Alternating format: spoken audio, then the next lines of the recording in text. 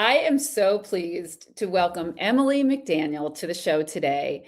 Emily has been a foster care provider for several years. She's welcomed 21 foster care placements from newborn to late teen kids into her home. And through foster care, she's become a forever mom to a 2-year-old little girl and a 21-year-old boy and a 21-year-old boy. So, Emily, welcome to the show. Thank Happy to you. have you here. Thanks so much for having me. Yeah.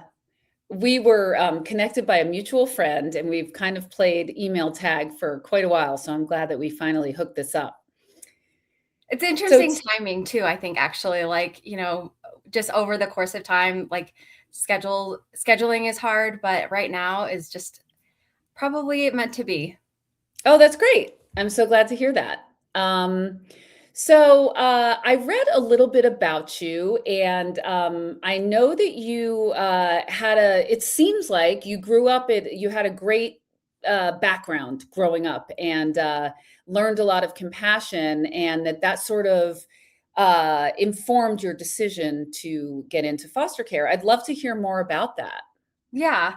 So I grew up in a family-oriented, faith-based home, and our family dynamic and kind of like the core of who we were was serving others, serving our community, serving our church, and that kind of led us to honestly having a similar open door policy where we were, helping people within our community, and that was just instilled honestly in our like family DNA.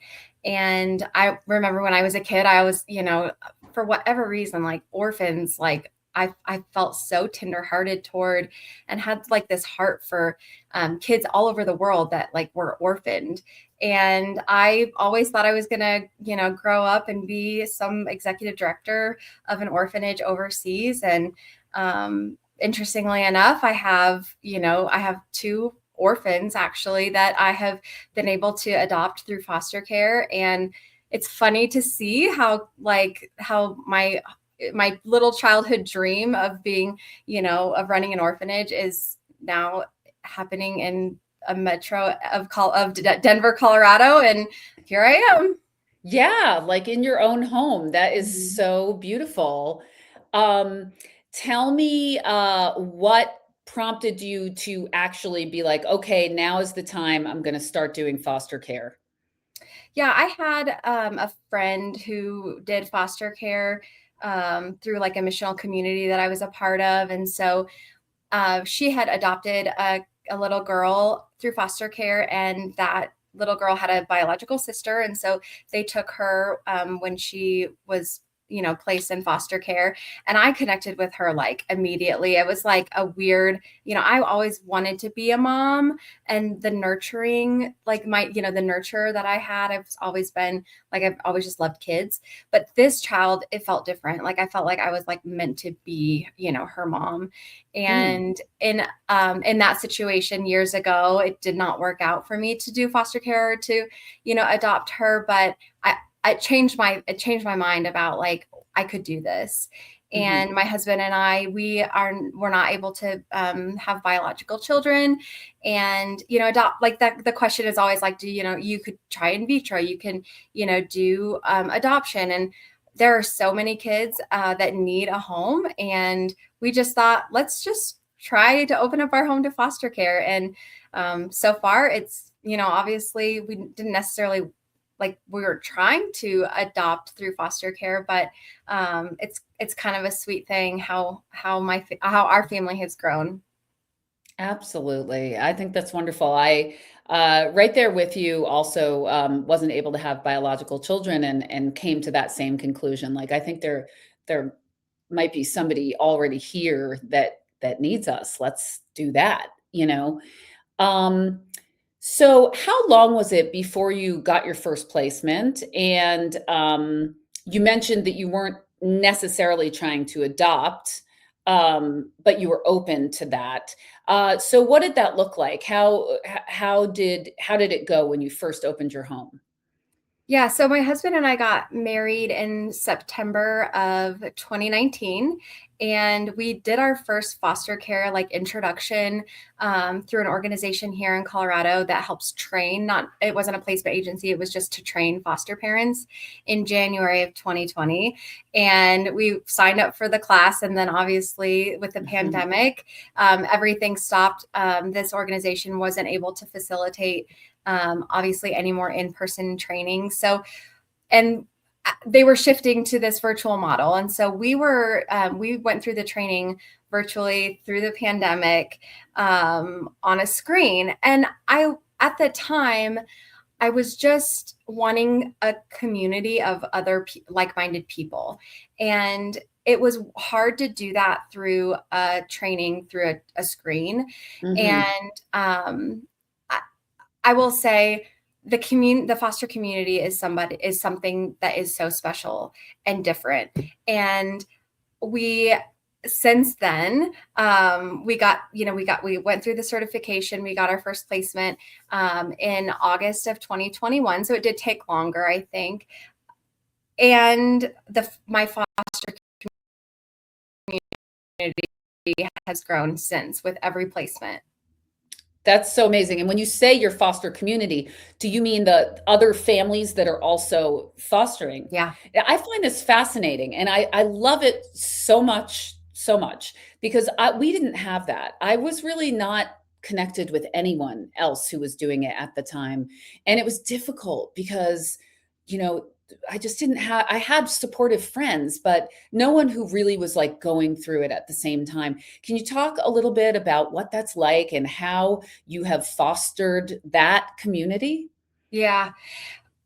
We had during one of the training classes that we were a part of, we were supposed to identify five individuals or five people that would be our tribe outside of like the foster care community. So, we had some of our best friends and our, neighbors, Mhm. and they all committed to walking alongside my husband and I when we were doing this foster journey.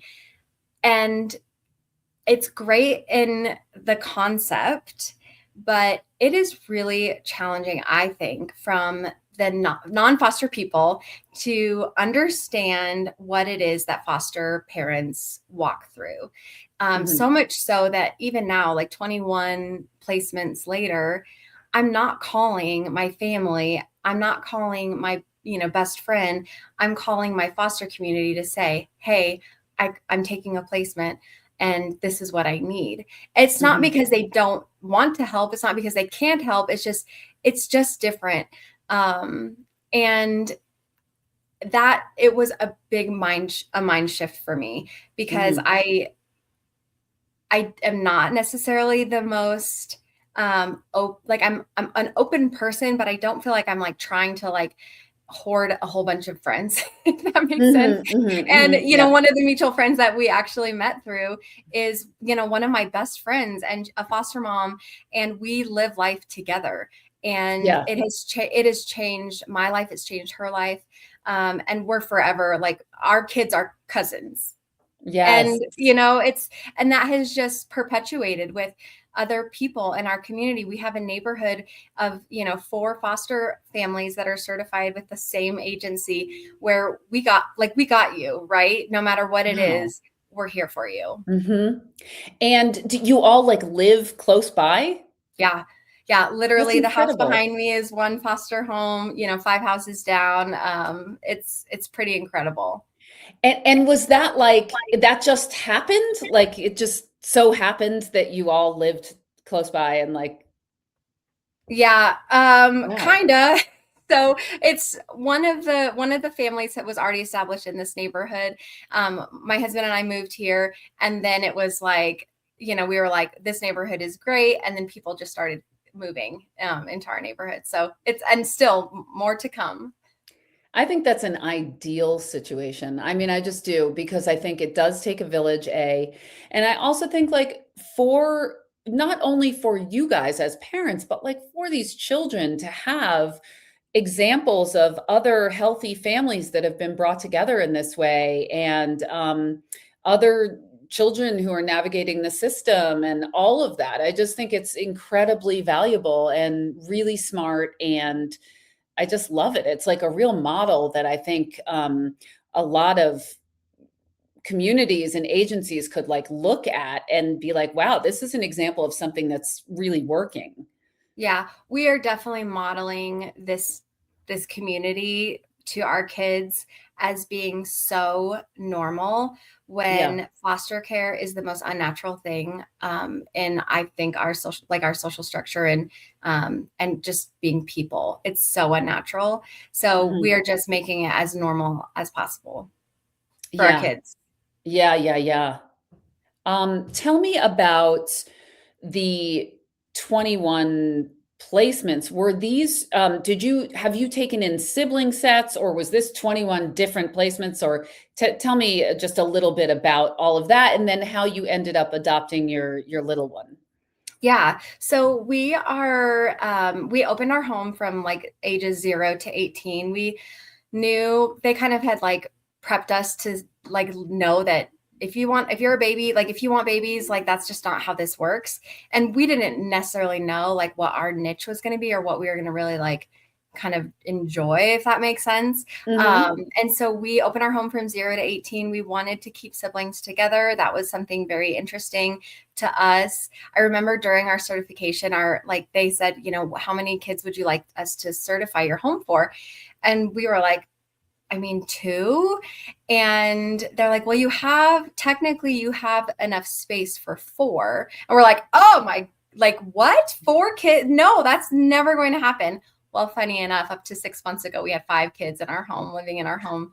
And that's just how foster care works, right?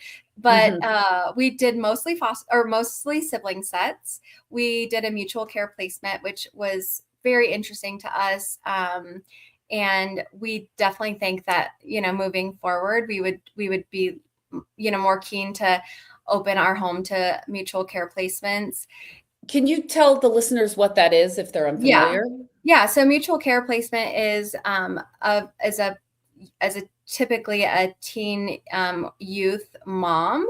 So our child was the mom who's bringing a child into the home with her. So Mm-hmm. we have a grandson and a granddaughter through Mm-hmm. through our foster care journey, which was, I mean, I got to be at the birth, so just a really incredible experience to walk alongside a young mom who has been faced with not necessarily the best model of what it looks like to be, a nurturing, safe, mom. So it was definitely rewarding and honestly also challenging, but I it bet. was nice to have a baby in the home without having a baby.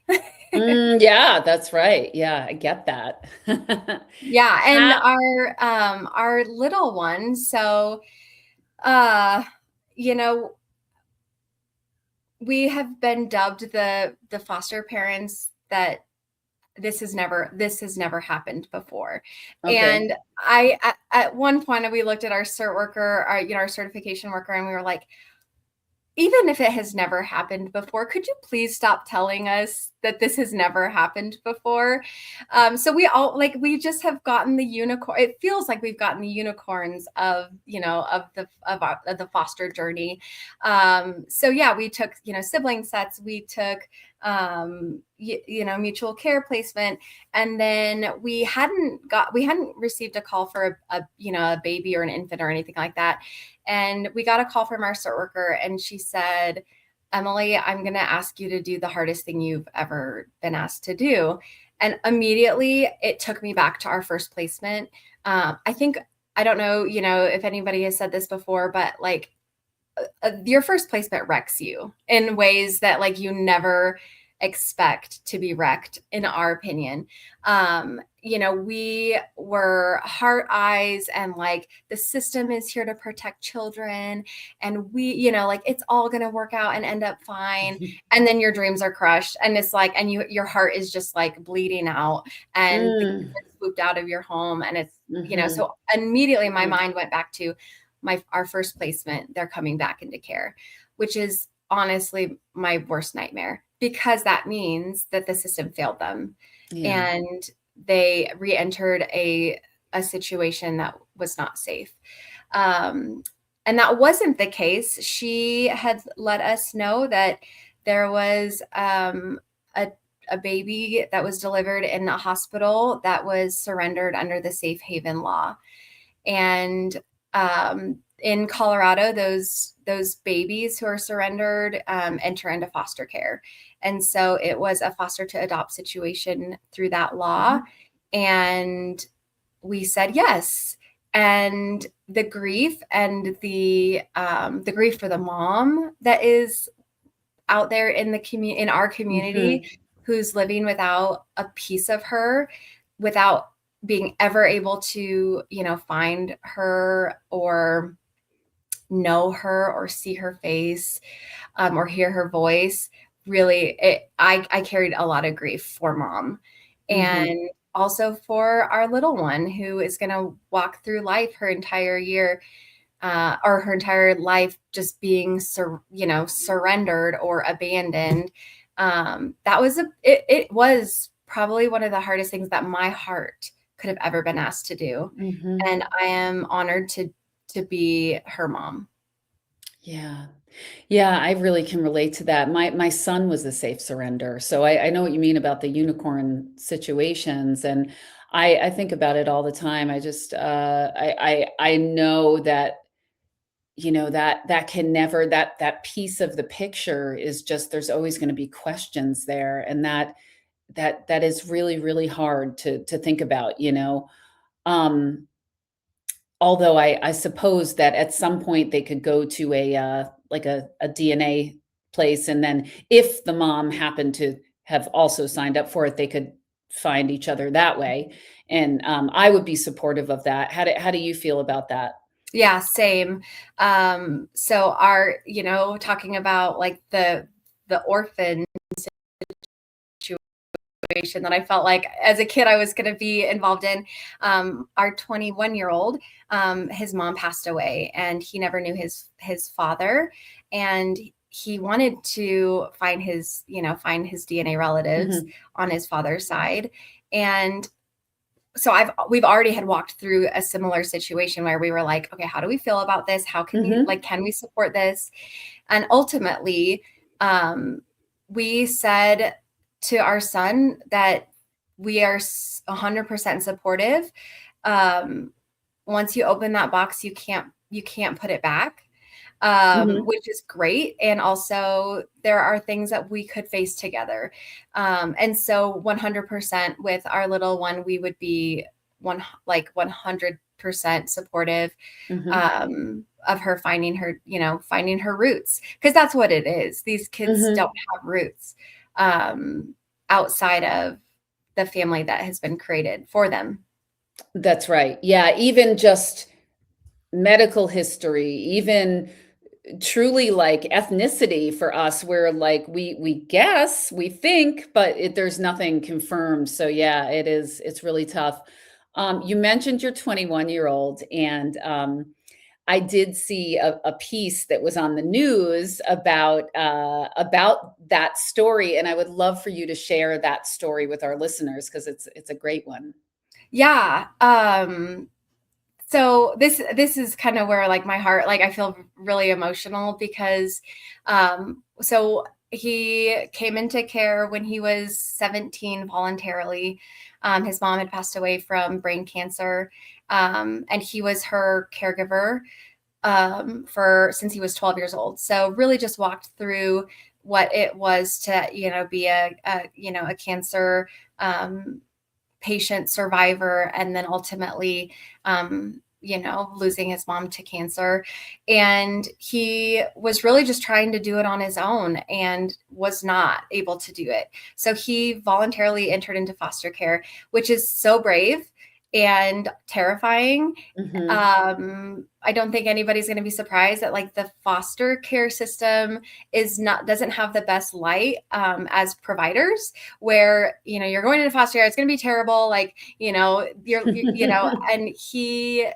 so we had an opportunity to kind of like date before he came to live with us. And so, which was perfect for him. I remember getting the call. I was on a business trip, and it was a week before Thanksgiving. The call came in, and they're like, we have this young man and his cat. And I was like, okay, didn't ever think again I would be a foster grandma to a cat, but okay.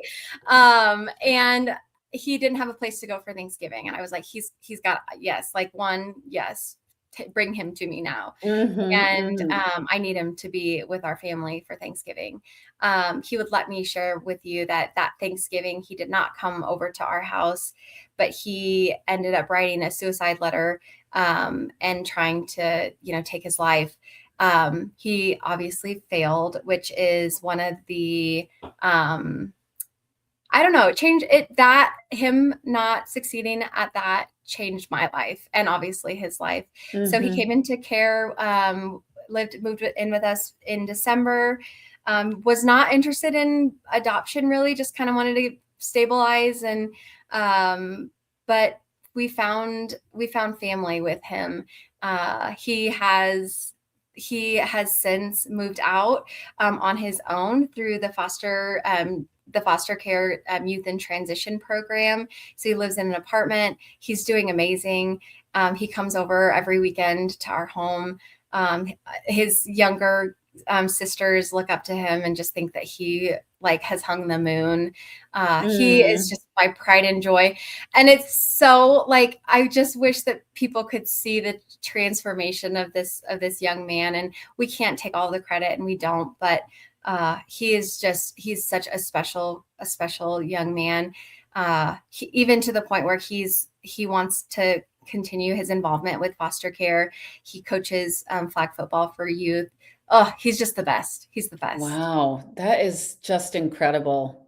Yeah, we adopted him. Yeah, we ended up adopting him in November. He was 20. It was the oldest. This has never happened before. That was, again, here we are dubbed we've never done this before. It was the oldest youth that was adopted in the foster care system. And like in Colorado or something? In our county, yeah. They never, okay.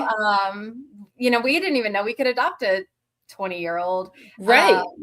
And the department, the county, everybody was just so supportive of that outward expression of making family. And he hyphenated his name, changed his name to ours. It's so cute. It's so cute. Beautiful. Yeah.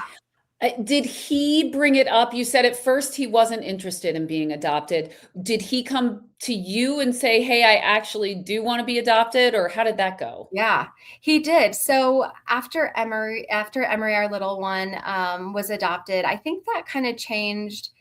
I think it changed something for him. Seeing that, walking through that with her.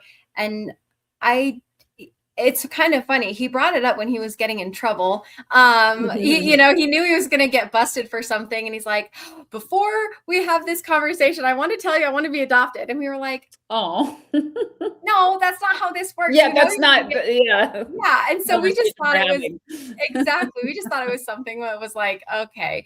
But he was so persistent. And he was like, no, I want to be adopted. And, we were like, hey, like, this doesn't change anything. You're ours forever. But he was so persistent. And the name thing is something we've had the opportunity to name 2 children that were born without a name. And I don't know if people realize, like, when you are pregnant yourself, and when you're picking a name, you have months to think about it and to decide, and like, do we loop in family names, or like what this means? And in our situation, it's very unique to be picking unnamed babies' names, in my opinion. And that's a lot of weight, right? Because a name is an identity that you carry on with you. And when he obviously said he wanted to hyphenate his name, to me, that was just like first of all, changing your name is a pain in the butt, and Mhm. nobody wants to do it, right? You're Mhm. changing, legal documents, you're changing your ID, and he Yep. was so committed to having that as part of who he is. And so it was an honor for him to not only, be so persistent on the adoption, but also to choose us. He chose us, Mhm. and Yes. and we've not necessarily had the privilege of being chosen through foster care. Mhm. We as much as maybe we would have liked, if that makes sense. It does. What do you mean by that? Can you say a little bit more about that? Yeah, there is so much rejection in foster care that is self-imposed, and we signed up for this to really support families who are in crisis. Mhm. If you think about this, and we could not fathom a situation ever where if we had our own children, we were in crisis, we needed support, we needed a landing place where not one person in our sphere would volunteer to take our Mhm. children, and that they would go to strangers. Like, we could not fathom that. Mhm. And if you really you sit with that and think about it, um, again, it to me, it either the community has failed here somewhere, Mhm. or we have just exhausted all of our resources. And so with taking kids into our care with the hope of reunification. Mhm. Our theme for foster care is we get kids to where they want to be. And so we Mm. have currently 4 kids in our home, and each of them, we have a plan of getting them to where they want to be. Out of 21 kids, we have 3 that have said, this is where we want to be. Whether, Mm. I mean, our little one couldn't, but, and so Yeah. there's just so much rejection in Mhm. foster care, and, on purpose. Mhm. It's supposed to be that way. But if you have, given your heart to something or to someone, and they're like, I have 17, 18 kids out in the world today who I don't have access to, that I think about every day. Mhm. Yeah. That's hard. Yep. That really is. Have you been able to maintain a relationship with any of them? Some, Mhm. the older kids, we have done, taken placement for older kids, so, some, Mhm. and I mentioned the timing earlier. We about, 6 months ago, we had a situation where our kids that we were designated to adopt decided that they wanted to be in a different family, um, outside of their family network. So Uh-huh. re-entering into foster care, Mm. to find another permanent option. Uh, that wrecked me. Yeah, I can imagine. Because And you're thinking about their road and what they're gonna face now and what potentially could happen, right? Am I right there? I don't wanna put yeah, words in your mouth. Yeah. yeah, it's so tricky because, right, we want what's best for all of our kids, whether we are a temporary care provider or an adoptive mom or just a foster mom, right? Or, foster parents. We want the Mhm. best for them. We think we know what's best for them, but honestly, like, this is kind of a choose your own adventure book where you get to decide what you want, and you can make the best out of whatever situation comes to you. Mhm. Uh, Also, we have fully developed frontal cortexes. Like, we have Mhm. fully developed brains. We've lived life. We know what's out there. And being not being chosen, by Mhm. those kids, and thinking that there's something better out there for them, Mhm. personally, was really hard. Yeah. Uh, I mean, yeah, I'm a 40-year-old grown up that is working through my own stuff and have my own trauma and have my own baggage that I show up with and Yeah. do a lot of work to not pass that along to anybody Yep. who's in my life or my sphere. But there's that, and then yeah, just wanting the best for these kids. And I think what's hard is I you do hope that what you're doing as a foster care provider is what's best. Um,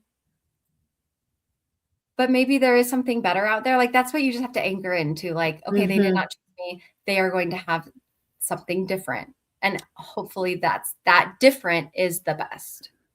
Right. It's like also, this is their path. Like, this is their path, and that is it might not be better or worse, it might not be it's just this is their life path. This is what they are here to go through and experience and, learn from and all of the things, and we don't know why that is or what that means or what they'll have to go through.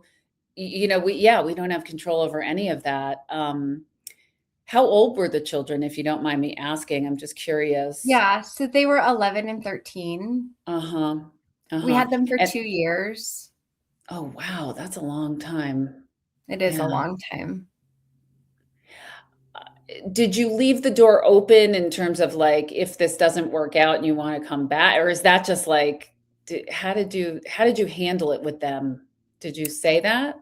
So no. Okay. And this is something that is, I think time heals all wounds, right? Mhm. And we've actually had an experience that I can touch on. But with them, because of the fracture of our family that we had created with, our youngest and the Mhm. 13-year-old were like best friends. They were each other's people. And when you look at, attachment with foster kids and some of the challenges with attachment, you're always wondering, like, will this child ever be able to attach to me as a caregiver? Mhm. And with the older one, I saw him attached to to our little girl. And I knew there was no attachment concerns because of their love for each other. Wherever Mhm. one was, the other was, like, Mhm. and there's a 12-year difference, but they Mhm. were besties. Yeah. And I, to protect to protect that, the family, our family, our my heart, their heart, Mhm. we just needed some space. Mhm. Interestingly enough, they're still very, very close to us in proximity, and Mm. soon I think we'll have an opportunity maybe to, to see them. And obviously I wish them amazing things, but it was just really hard. Yeah. I thank you for sharing that. It's really, really deep. I mean, I really get that, and, I appreciate your honesty and being able to talk about that because that's really tough. It's really tough. They're Yeah. kids being empowered to make adult decisions Mhm. that, at the end of the day, you look at them and they're just kids. They're Yeah, just kids, yeah. and they made, they were empowered to make a really big life life decision. It's hard to support fracturing of a Mhm. family um, when the system empowers you to do that. Yeah, I'm wondering where the county came down on that, like, and also, was it a surprise for you? Like, did you just assume you were moving towards adoption and then they just were like, "Wait a minute," or did the county say, "Okay, you need to make a decision to the children?" Like, how did it play out? Yeah, I so it wasn't a surprise. I think there were things that we were left scratching our head, wondering like what if. Um, Mhm. so we had there they were in therapy. We're a therapeutic home. We are like, if you're going to live in our house, you're going to be in therapy. That doesn't matter if you are the parent, the child, the dog. We are all in therapy because we're all working through our stuff. Amen. Yep. And so, one of the therapists that they were working with, had suggested that, if they do venture, if parental rights are terminated ever, that they have an opportunity to choose who they live with as far as their parents, and kind of dream about what that looks like for you, and what would you want out of a family if it's not, Shane and Emily. And Mhm. I think that thought probably rooted itself um, way before we had a chance to ever course correct. Uh-huh. Also, that placement was an emergency placement that was going to be one night, and then 3 days, and then 3 months, and Mhm. then 2 years. So, we never really had like the opportunity to set it up, in my opinion, to be like, you know, we are here for you forever. It was like, Mm. we're just getting through the weekend. We're just getting through the Mhm. month. We're just getting to the next court date. And so so that there's some of that. I think what was surprising is, out of 23 home visits, the kid said, yes, this is where I want to be. Yes, if I can't go home, Mhm. then I want to stay here. Mhm. 23 times they said that. And then the 24th time they said that they want to move to a different home, and the wheels were in motion. Um, I Wow. also, you know, one of the tricky things is that the biological mother was fighting really hard to get them back. Mhm. And we were suggested to do some therapeutic conversations. Some people would call that family therapy. You can't call that family therapy when you're a foster provider because you're not a family. Um, Mm. so, having some like therapeutic conversations about connection and attachment and living with strangers. I mean, all of that. And we Mhm. were not allowed or able to ever do that until after termination. At that point, it was too late.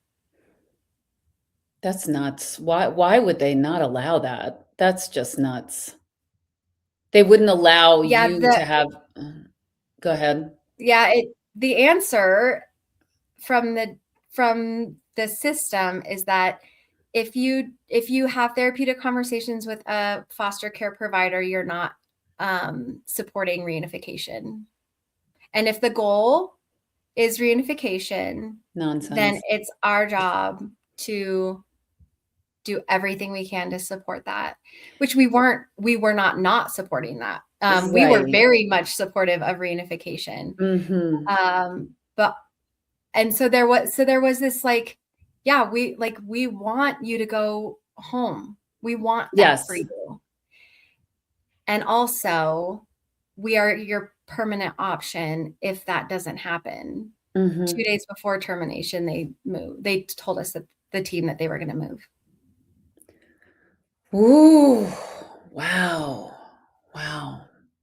That is That's just seems yeah, I don't really have words for that, and I'm sure, yeah, you've had to be living with this now for 6 months, and yeah, it's unfortunate that they didn't give the children more time. I mean, first of all, that's a really big step. So termination, they're old enough that they're aware of that. They're probably really confronted. I mean, that's a really big, scary deal, right? And to as you said, be confronted with this choice or to take just to take the to make that kind of a monumental decision as an 11 and a 13-year-old or however old you just said they were is wow. Yeah, that is that's really something. And I guess like my next question for you is after that experience, like having had that experience, how do you are you still will you continue just going on and interfacing with the system and doing this? And do you, uh, how do you do that? Yeah. One of the things that makes, I think, me really good at foster care with my Mhm. personality is that, like, once something is done, like, I'm like moving on, right? So, Mhm, mhm, um, this situation has impacted me, um, probably more than any other placement other than our first. Just because, yeah, you're left with like scratching your head about like, what did I not do? It's a me mhm, thing, right? Like, what did I not do to provide, a sense of family, safety, like nurture, connection, like in our home, which is what I pride myself in. mhm. I want to give kids that place to reset. And I also know it's not that I didn't do that. Right. So I'm very anchored into that, but there's a Yeah. lot of doubt and a lot of rejection and a sense of like, am I even the right person to be doing this? And the Mm. the answer is yes, right? Anybody Mhm. who says Yeah. yes to caring for children in crisis, that is doing it for the right reason is meant to do it. We just took a temporary placement of a 16-year-old boy a week and a half ago. And those feelings of how I failed, specifically the older one, the boy Mhm. has just been coming up and I just really miss him. I just really Mhm. miss him. And Yeah. I don't necessarily think I let myself miss him because I was Mm. feeling so rejected and I just needed to hold my family together as this fracture, as this divorce was happening, this divorce of Mhm. a Mhm. family that had committed to each other, two little girls who know nothing other than these two older siblings. Yeah. We have pictures that come up and they're still like, that's Sissy, that's Bubba. Oh, And I don't know that they'll ever not be Sissy and Bubba, and we don't want them to ever not be Sissy and Bubba. yeah. And I'm keeping my family together, and I'm not letting myself grieve through this loss. And it's coming up when I said yes Sure. again. We're not Yeah. done for sure with Right. foster care. The system is just so broken. And I am going to advocate on behalf of children, foster care providers, bio families to the system to help probably, create some change. I'm not afraid of Mhm. giving a little dissonance of, with the Yeah. system. Mhm. Um, Also the system, I have very strong relationships with, with caseworkers, with and respect for everyone involved in child welfare. It's a tough job. You're making Mhm. decisions that you think is best. Same, Yeah. same. So let's just like all get along. Let's just all work toward the same goal and Right. learn from something. Learn from it. Yeah. Yeah. Absolutely. Absolutely. Were you ever able to speak with that therapist who I'm just curious if you ever talked to that therapist and You asked them know, if they thought about, like, I don't know. Yeah, I wish, this is probably not, like, a helpful part of the conversation, but well, except it is really tricky what you say to kids and what takes root yeah. in foster care. You would be surprised, right? Like, I remember when we were having a conversation like the week before they told us, we were like, okay, if we aren't what you want or what you need, what is it that you Mhm. in your perfect family? And the young girl, she's like, well, I would like my foster parents to drive a Tesla and to make good food and and I don't want to be punished. I just want to be yelled at. Like, I don't want consequences. I just want to be verbally assaulted. And it's like all of these things, right? Yeah. So that's a kid showing Yeah. up and Yep. saying, I think it'd be cool to have a parent with an electric car, or like Right. I'm not a cook. I don't like it. It's something that creates a lot of stress in my body and my nervous system to Yeah. cook. And so yeah, there is probably a family out there that cooks way better than I do and likes to Yeah. do it. But then you're asking them what they want for dinner, and they're like, we want a hot dog, chicken Yeah. nuggets, grilled cheese. I'm like, I got that Yeah. one. Like, I'm good with that. Um, Right. I can handle that. So it's just like Yeah. how, what they say.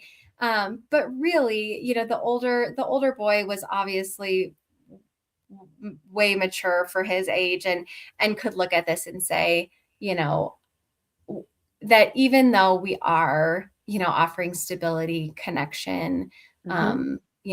a faith base, that was important to them. It was beyond repair, Mhm. because of Mhm. what took root. So to Mhm. answer your original question, no, I have not talked to that therapist about, mentioning that. Um, and this is, again, choose your own adventure, but there's not necessarily like a catalog of foster parents that are going to meet the requirements. That's But right. maybe there is. But right, going back to Um, like, but this yeah. is their journey. So maybe it is. Right. Yeah. Yeah, I hear you. And how is your husband through all of this? Like, how did he handle, how has he handled all of this? My husband is very even keel temperament. We foster with a lot of humor, and this was something that was really upsetting. I think it definitely pissed him off, and I want to say that Mhm. like it's okay to be pissed off. Right. Um, Yeah. Yep. because there's a lot of things where, as foster providers, you're just kind of like meant to just be more complacent and like just okay, like uh, you know, unfazed by Right. decisions that the system, that just go on. And it's like, no, no, no, no, no. This is our family. This is a fracture in our family after 2 years. And yes, this is like, yes, we'll do what we need to do to move this along, but we're gonna be dealing with it on our end. Yeah. Um, Yeah, yeah.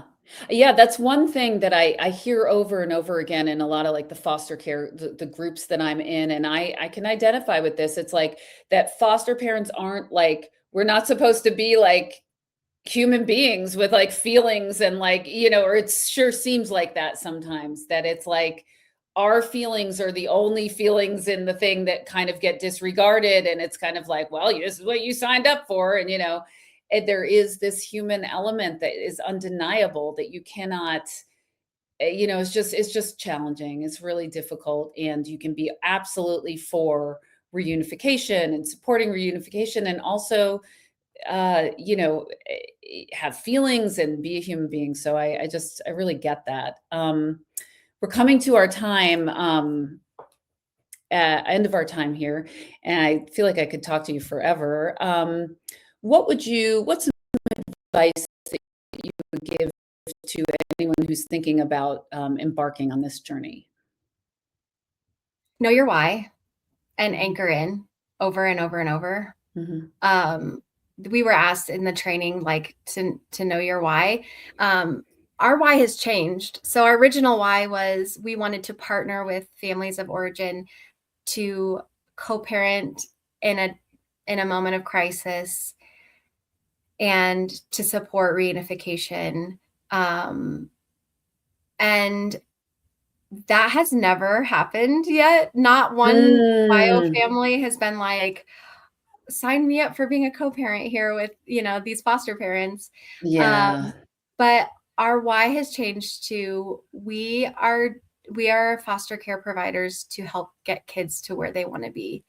Mm, Because that that's our job. And so we anchor in that why, even if it's not us. And that's okay. mhm. Yeah, got it. That's amazing. Yeah, yeah. Put it on your And wall, put it on your mhm. mirror. Mhm. Whenever you forget about what, why we're doing this, because I ask every day, like, why am I doing this? Just, yeah, anchoring. Yeah. Wow. Well, I wanna say thank you, for doing this, and, I also wanna say, like, I have to say this because it's just in my head. I feel like you should maybe run for office someday, like, some kind of I don't know, like, a local office or something. You seem like so I would vote for you. So, I'm just putting that out there. Thanks. And then you could really make change and try That's anyway, right. just a seed. Thank you. Um, Emily, thank you so much for sharing your journey today. I really appreciate it, and I just wish you all the love and luck and light in the world. Thank you. Thank you for Thank your you. time.